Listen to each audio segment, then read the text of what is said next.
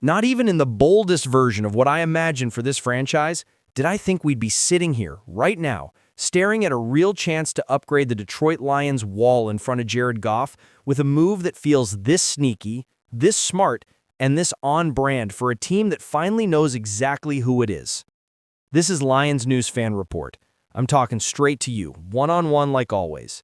And if you live this team the way I do, you're going to want to stay with me until the last second, because I'm going to break down what's really happening around the league, what the film says, what the numbers actually mean, and why a left tackle who just fell out of favor in Chicago might be sitting in the perfect spot for Brad Holmes and Dan Campbell to strike without breaking anything we've built.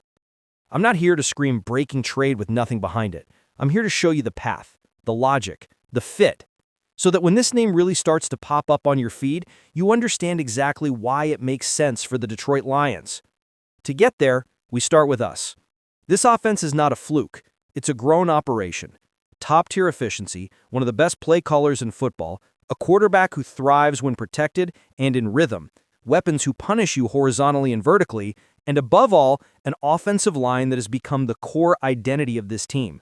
Penei Sewell setting the tone, the interior punishing people, the attitude in the trenches matching everything Dan Campbell has preached since day one. But if you've watched every snap honestly, you know something I know. We are one injury, one matchup, one bad stretch at tackle away from making life harder than it needs to be in games that will decide seeding, home field, and playoff survival. Depth at offensive tackle is not an Instagram topic. It's the difference between letting this offense breathe in January or watching it suffocate against elite pass rushers. Real contenders don't wait for the emergency to explode before they act. Now shift the camera to Chicago. Braxton Jones, multi-year starter at left tackle, came into the league as a fifth-round pick, earned his role, took his lumps, showed growth, and then suddenly finds himself benched in favor of Theo Benedetti in a contract year. That's not noise. That's a signal. He's healthy again after dealing with an ankle issue. He's logged real snaps, and rival front offices see exactly what this could be. A player with starting experience, good feet, length, and the metrics to prove he can hold up in pass protection, now potentially available at the right price because his own team might be ready to move on. When you look past the surface chatter and into the data, you see the truth. In his recent stretch, his pass block win rate sits in that respectable 90% plus range, which is right in line with lower-tier starters who can keep your quarterback clean when the structure around them is solid. Is he perfect? No. Power rushers can get into his chest, his anchor still needs work, and his run blocking isn't elite. But he's 25, 26, he moves well, he's coachable, and he's proven he can survive on the blind side in a bad situation. Put a profile like that into a stable, physical, well-coached contender, and suddenly you're not talking about a problem, you're talking about an opportunity. And that's where the Lions enter this conversation in a serious way. Brad Holmes and this front office haven't been building this roster on vibes. They've built it on value, character, and fit. They like players who had to fight for it, who've been doubted, who had to earn snaps instead of being handed them. Braxton Jones checks that psychological box. They like athletic tackles who can operate in space, climb to the second level, survive on an island when needed. He checks parts of that too. They like calculated aggression, not throwing picks around for washed names, but using leverage when another team mishandles an asset. And right now, Chicago has a tackle with starter tape in a contract year, no longer locked in as their long-term answer. That's the profile you circle.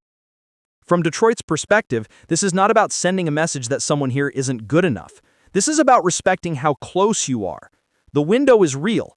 Goff in command, skill guys ascending, a defense caking shape, a culture that demands more than cute story. You don't sabotage that by ignoring the one position group you've sworn to keep elite. Bringing in Braxton Jones on the right terms would give you something rare in this league.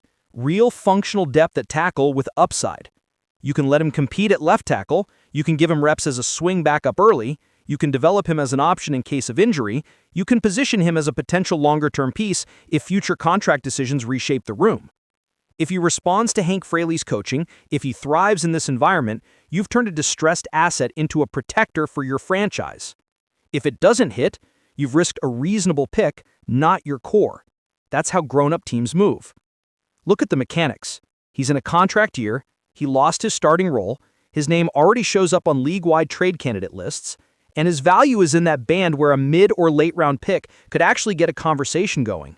For the Bears, who are trying to reset and have eyes on other young linemen, getting something now instead of nothing later is logical.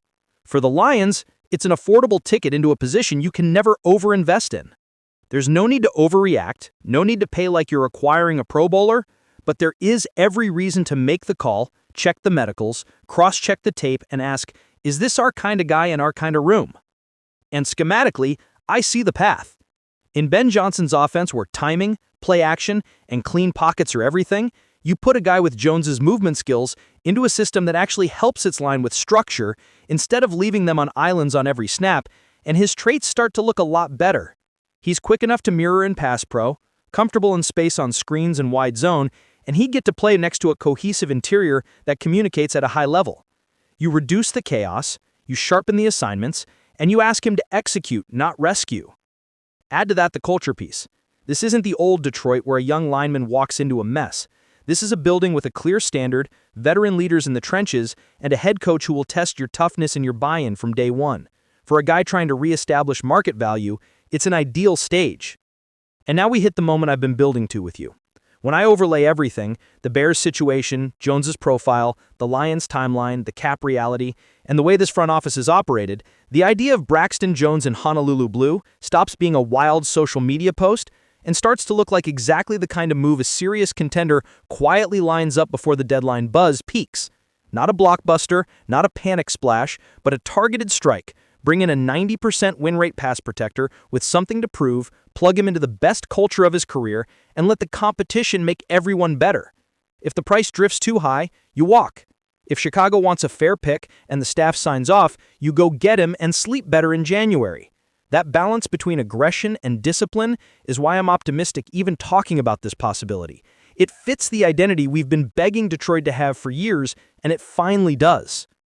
Before I close this out, I want you in this decision with me. Tell me in the comments, do you pull the trigger on Braxton Jones for a mid or late round pick to secure this line for the stretch run and beyond? Or do you trust the current depth and keep those assets for another spot? Do you see him as a real fit in this offense with this staff, or as a name that looks better on paper than in our building? Be honest, because this community has been reading the game at a higher level than the national talk for a while now. From my side, after running through the tape, the metrics, and the market context, my conclusion is direct. If the number is right, I'm in. I like the idea of the Detroit Lions acting like the contender they are, not waiting for a crisis to address the most important unit on this team. A move for Braxton Jones in the right conditions would be one of those smart, grown-up trench-first decisions that don't trend for a day, but win you drives when it matters. If you want this type of real breakdown every time an opportunity like this comes close to our Lions, stay with me here on Lions News Fan Report, hit subscribe, turn on notifications, and share this with that friend who lives and dies with the offensive line talk. We'll keep tracking every move, every rumor, and every decision that can push this team from great story to consistent threat, because that's exactly where Detroit belongs now.